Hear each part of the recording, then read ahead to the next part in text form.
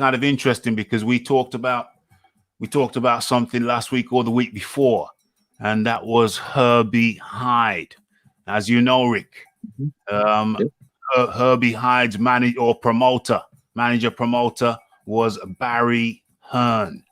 Right. And just reminiscing, I was reminiscing the other day about Hyde, Hearn, Herbie Hyde, and Michael Bent.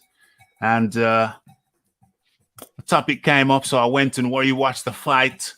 And then that led me on to an interview with Herbie Hyde. And I haven't even finished the interview, but the key point of it all was that Herbie Hyde was unhappy with Barry Hearn because he was saying that he was telling Barry Hearn that fighting at heavyweights, the guys are too big.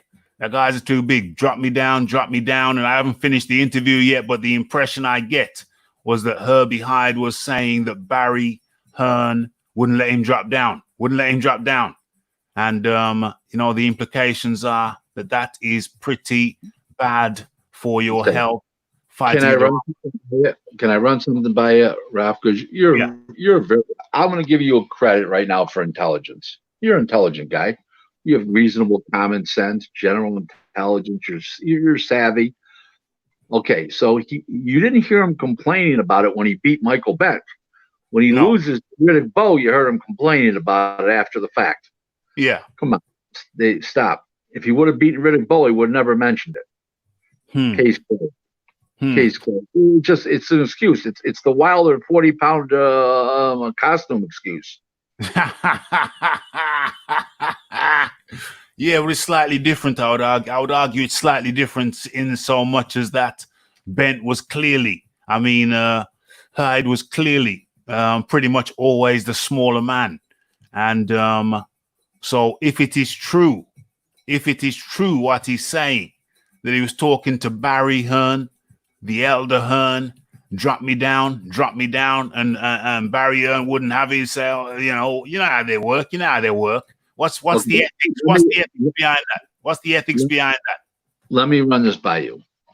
So he's building up Hyde, okay, and it costs you about $30,000 more per fight to build up a heavyweight than a cruiserweight, because you got to get better sparring, bigger guys, and you pay them more, and you got to pay the opponent more. So let's say it's about $30,000 a fight.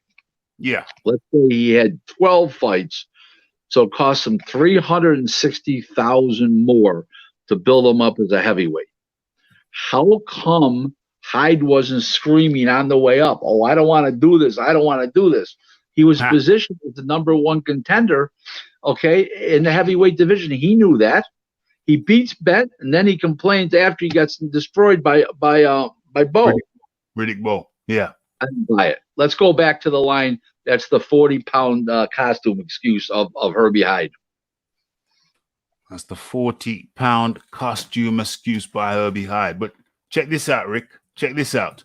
I always wondered why Herbie Hyde was put in with Riddick Bowe, a guy who was so much bigger.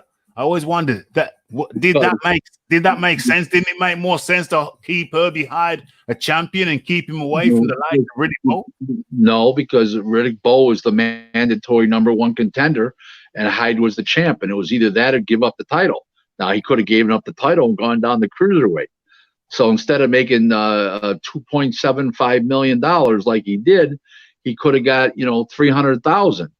So he picked his poison. He had his choice. These guys got to stop making excuses after the fact. Winning or losing happens in the ring. It's not the excuses you make after. The only thing I ever want to hear from a fighter after is what Joshua Greer said. Man, he was good. He was a better man than me tonight. I got to go back to the gym and get my shit together, and I'm going to come back better and stronger and better, and I'm going to win my next fight. That's what I want to hear from a fighter. Yeah, Georgie Benton was a great trainer and a great fighter. I agree with that, Lisa.